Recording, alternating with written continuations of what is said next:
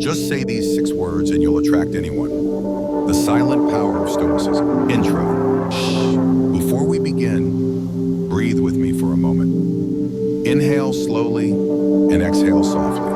Let the noise of today fall behind you. Because what you're about to hear is not a lesson, but a journey back to yourself. In modern life, we speak more than ever, yet we connect less than ever.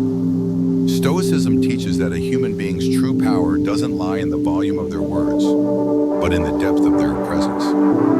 Today, we will walk you through 6 small sentences, but each one is a doorway into the calm, the wisdom, and the silent magnetism you already carry within. Let your mind soften, let your heart open, and step with me into a space where words slow down, the soul brightens, and you meet yourself again in stillness. Part 1, Soft Hook and Inner Pain, 700, 900 words. Have you ever noticed a strange paradox in communication? The more you try to start a conversation, the more you try to choose the right words, the right moment, the right smile, the faster the interaction seems to die. You ask, "How are you?" and just a few seconds later, the air drops into an awkward silence.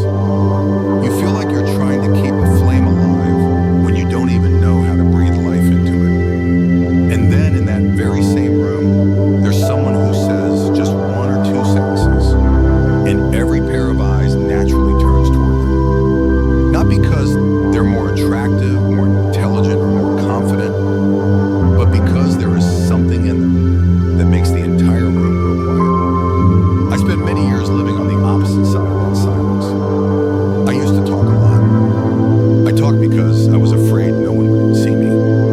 I talked because I was afraid the empty space would expose how awkward I felt. I talked because I believed that if I said enough, tried hard enough, I would become interesting and people would want to stay. But the more I spoke, the more I felt myself disappearing into the very noise I was creating. I would walk away from conversations feeling hollow, as if I had poured so much energy into something that was never truly mine to begin with. And then there was a moment, an ordinary winter afternoon, when I realized what the philosophers had known for thousands of years. Presence is always stronger than performance. I remember sitting by the window, watching a thin ray of light slip through the blinds, and realizing that what I lacked was not words, but inner space. Light and shadow became a lesson that day. Darkness doesn't try to hide the light. The light doesn't need to say anything to be seen. They simply exist, and that existence carries its own meaning. My breath slowed. I felt silence no longer as something terrifying, but as something like a night sky, wide, deep, and honest enough that it needs no decoration. In that silence, I saw myself more clearly than ever before. Not the version desperately trying to become valuable, but the version that simply is. From there, I began to ask questions I suspect you've also asked yourself. Why are there people who say very little, yet feel strangely magnetic? Why do they never seem to try to impress, and yet everyone is drawn to them? And why is it that the more we try, the more we seem to be overlooked, as if we are fading out of the frame? The answer is not hidden in social skills or clever communication tricks. It lives in energy, in awareness, in whether you're speaking from your ego or from real presence.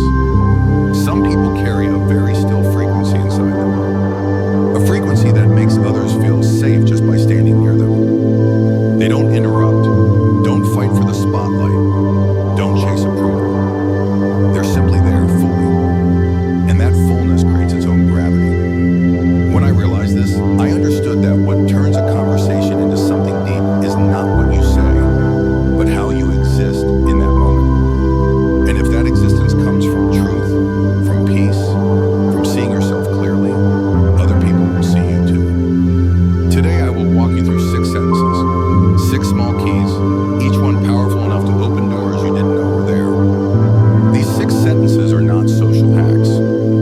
They are 6 expressions of a soul that has stepped one pace away from the ego and moved closer to awakening. And the 4th sentence is the one most people misunderstand, yet it holds the greatest power. Before we step through each doorway, let your mind settle for a moment. Like the surface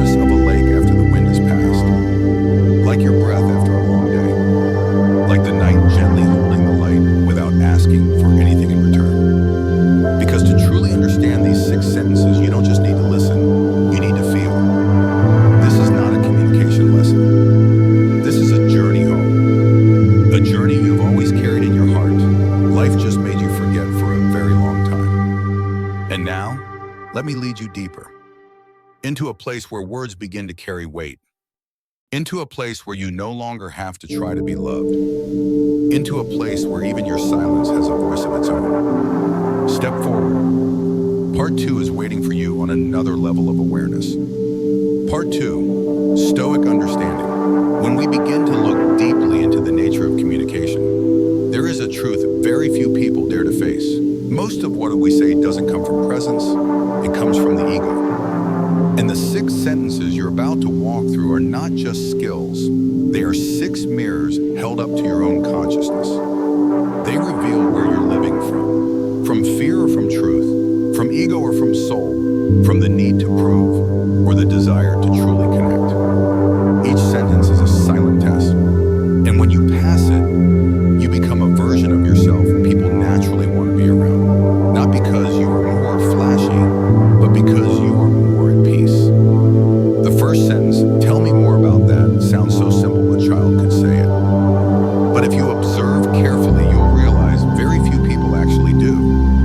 And the reason lies deep in our psychology. When someone shares a story, most of us immediately start searching inside our own minds for a similar story to respond with. Not to connect, but to pull attention back to ourselves. The ego always wants to be the center. It whispers, I've been through that too, talk about me now. And just like that, a conversation that could have been a bridge between 2 souls turns into a stage for self-display. I used to be like that, especially with friends and partners. Every time they shared something, I rushed to jump in with my own version of their story, just so I could feel relevant, so I wouldn't feel left out. But when you say, tell me more about that, you are doing the opposite. You gently move your ego aside and open a space inside your mind for the other person to step into. And this presence in Stoic philosophy is one of the greatest gifts you can offer another soul. Listening is not a passive act. It is an act of awakened attention. In spiritual language, it is called holding space, holding a safe inner space for another soul to meet itself. When you say that sentence, you are not just listening to a story. You are listening to the storyteller. The second sentence, I don't know, is another test for the ego. Human beings carry a very specific fear, the fear of showing that we don't know. The fear of being judged, seen as lesser, left behind. The ego, with all its defense mechanisms, always wants to appear knowledgeable, informed, good enough that no one can look down on it. So in meetings, when someone asks a question beyond our depth, we often force out a vague answer, not because we know, but because we fear others' perception. In love, when we don't understand our partner's emotions, we still rush to label or explain them just to look mature. In conflict, we respond before we truly understand, simply so we won't feel weak. But what Socrates knew, what the Stoics knew, what every soul that has walked beyond the ego knows, is that not knowing is not a flaw. It is the doorway to wisdom. I know that I know nothing is not fake humility. It is liberation. When you dare to say, I don't know, you remove the ego's armor and give life space to teach you. In the moments you don't know, existence can finally pour into you. Not knowing is an opening. When you know too much, the mind closes. The third sentence, that sounds hard, is the heart of empathy. Among all human needs, there is one we crave constantly yet rarely receive, the feeling of being understood. When someone is in pain, what they need is not a solution. They need to be seen. Yet almost everyone makes the same mistake. When a friend tells us they're hurting, we rush to say, you should do this, or I've been through that too, without realizing that in our attempt to fix things, we're quietly making them feel more alone. I once spoke with someone going through a breakup.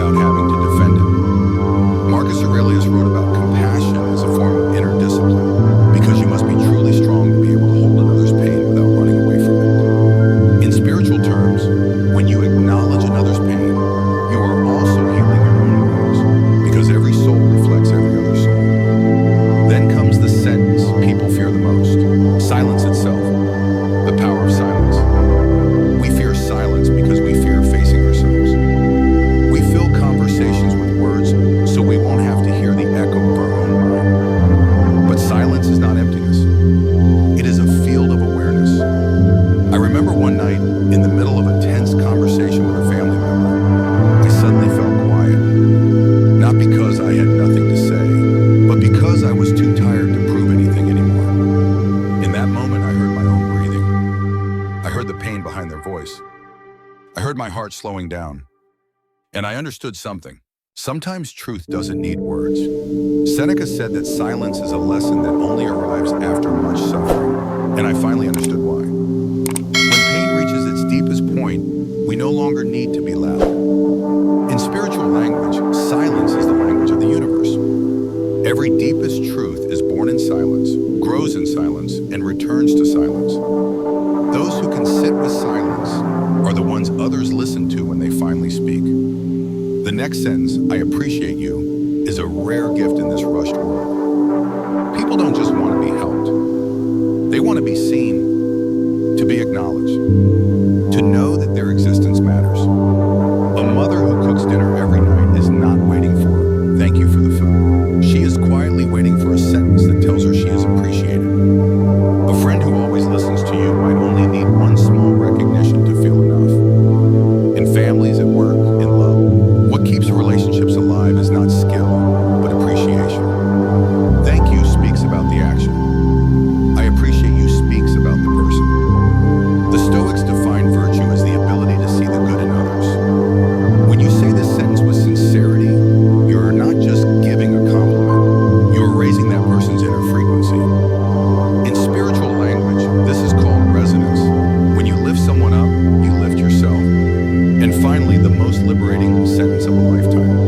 No, the ego hates this word. It fears rejection, fears upsetting others, fears losing love. Because the ego believes love comes from compliance. But the soul knows that real love comes from respect. At work, how many times have you taken on another project when you were already exhausted? In love, how many times have you compromised so the other person wouldn't leave? In family, how many times have you said yes just to keep a temporary peace? Epictetus said that every yes has a price. If your yes has no boundaries, you will lose yourself. Spiritually, saying no is an act of protecting your soul's energy. Those who belong in your life will respect that boundary. Those who don't will simply drift away. And in that way, no is not just a refusal.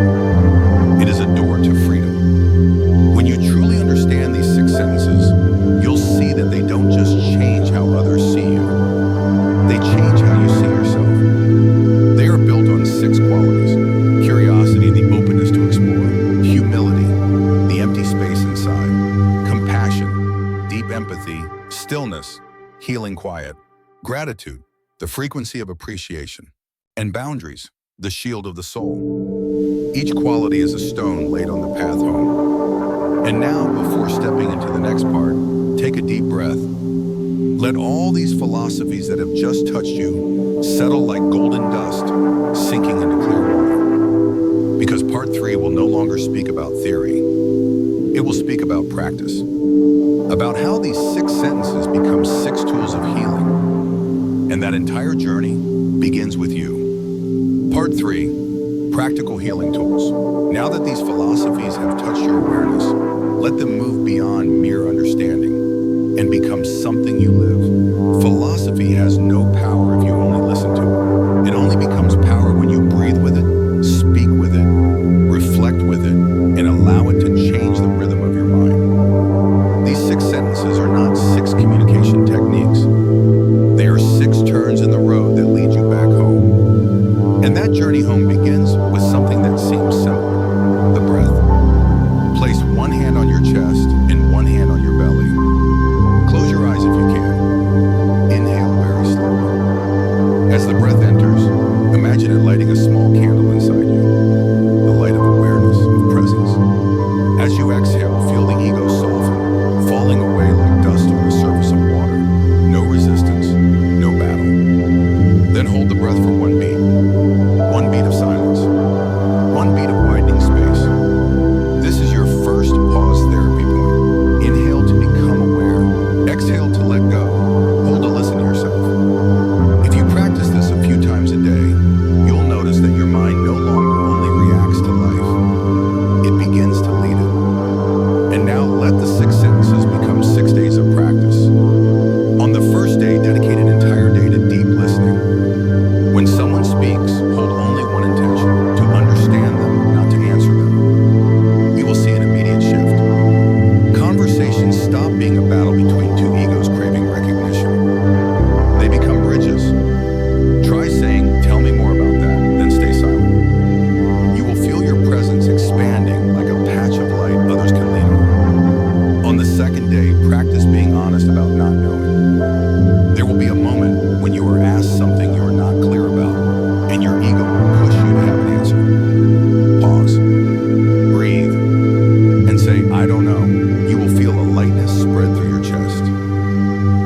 emptiness is freedom. Freedom from pretending, from the fear of being judged.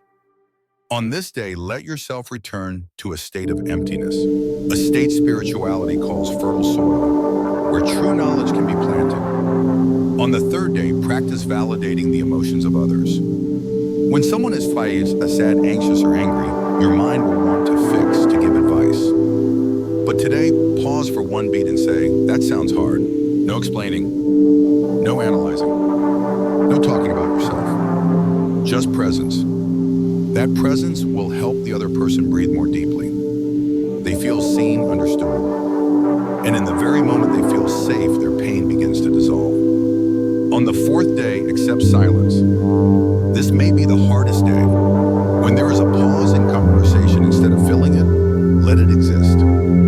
Feel the vibration of silence, not as an uncomfortable void, but as a doorway into your depth. Silence is where the mind stops being noisy and the soul begins to speak. If you learn the lesson of silence, you'll never need many words again. Your presence itself becomes the message. On the fifth day, practice appreciation. Find one person, a friend, a colleague, a family member, or yourself, and say, I appreciate you, not because of what they do for you, but because they are who they are. Let the sentence leave your mouth with sincerity, as if you are seeing a small piece of light in them. When gratitude is spoken in the right way, it is no longer just words. It is energy. It touches the other person like a gentle hand on the soul. On the sixth day, practice boundaries. Choose one small thing you usually agree to, even though you don't really want to. When someone asks you to do something that goes beyond your limits, pause, inhale, and say no. No justification, no apology. Just one simple word, clear and calm. This is the hardest lesson, but also the most liberating. When you say no to what doesn't belong to you, you are saying yes to yourself. To let this practice sink deeper, prepare a small journal. Each evening, write down how you felt when you used each sentence. Write about the moments you felt the ego rise. Write about the second you wanted to prove yourself, but chose to listen instead. Write about when you were afraid of being abandoned, but chose honesty. Write about when silence felt frightening, but you stayed with it. Those journal lines are your map, showing you how you are changing day by day. Alongside this, begin observing the ego. When do you feel the urge to prove something? When do you try to talk more to fill the space? When do you fear that others won't like you? And when do you let silence become an enemy instead of a teacher? Every time you notice these things, you take one more step out of unconsciousness and into awareness. Another important practice is conscious silence. Spend 2 minutes a day, just 2 minutes, sitting still, doing nothing. No music, no phone, no effort to meditate. Just sit there with your breath. Those 2 minutes will teach you what years of noise cannot. They will open a small crack that leads to the deep stillness within your soul. And finally, reconnect with the universe in the simplest way, through presence. Once you understand you don't need to try to be loved, you become lighter. Once you understand your presence is enough, you stop chasing approval. In the eyes of the universe, you have always been enough. You don't need to raise your voice to be heard. You don't need to be perfect to be loved. You only need to be present in each breath, each sentence, each silence. When you live this way, these 6 sentences stop being 6 exercises. They become your natural breath.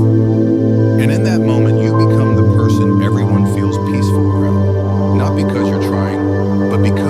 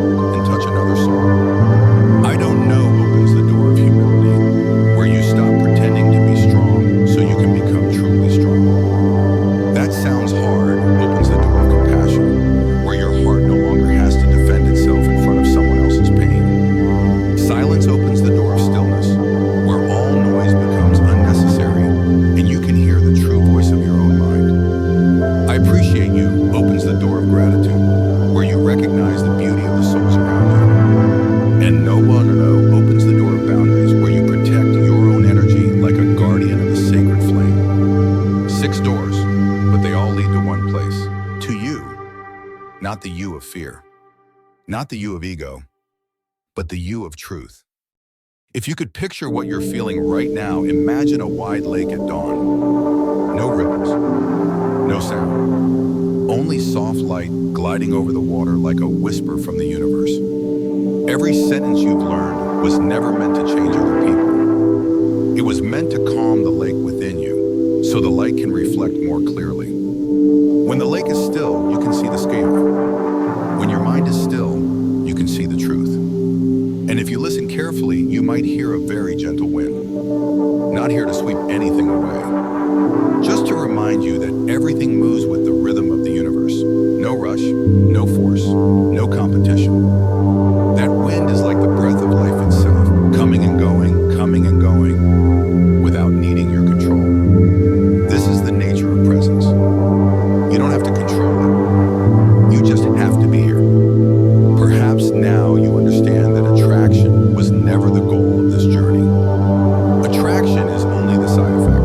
The side effect of a heart that has become lighter, a self that has become truer, a soul that is ready to step out of the shadow of ego and stand in its own light. Humans are drawn to souls that know how to be still, because that stillness is rare. That stillness heals. That stillness reminds them of something they have forgotten in this noisy life, that they were once this quiet inside too. And now, before we close this journey, let me invite you into one last breath, the third pause therapy point. If you can, close your eyes. Inhale deeply, but this time breathe in as if you are receiving yourself. Receiving the strong part of you. Receiving the tender part of you. Receiving the part of you that you've been running from for years. Receive it all. Then exhale very slowly, as if you are releasing the old version of yourself. The version that's exhausted from chasing others, from pretending, from trying to win love. Let that breath carry the old version away from you as gently as the wind leaving the surface of the lake. One more breath. Inhale, exhale, and feel yourself coming home. You may not notice it, but your mind is now opening into an inner emptiness. Not emptiness as in lack, but emptiness as in availability. Available to love, to connect, to live truthfully, to see the beauty in yourself and in others. This empty space is where the universe enters. And the universe never ignores a space like that. Before I leave you with the stillness unfolding inside your chest, let me whisper one last thing. 3 very small sentences carrying the energy of this entire journey. Be still. Be aware. Be you. Let these sentences dissolve into you the way light dissolves into dawn. And if you wish, stay here a little longer, not with me, but with yourself. Because sometimes the final quiet moment is where the real transformation begins. The writing rhythm is slow, soft, image-rich, meditative in tone. Outro. If you feel your mind is a little calmer, a little lighter, that is not because of my words, but because you've just touched the deepest part of yourself, the part you have forgotten for a very long time. Remember, true magnetism does not come from communication skills. It comes from genuine curiosity, humility, empathy, stillness, gratitude, and boundaries. The 6 qualities you've just awakened. This is not the end. This is the beginning of a new path, where you no longer have to chase anyone. You only have to stand still, and what belongs to you will walk toward you. Now, inhale softly. Receive this new version of you, and exhale deeply, releasing the version that is tired of running after others. Be still, be aware, be you. I'll be waiting for you on the next journey.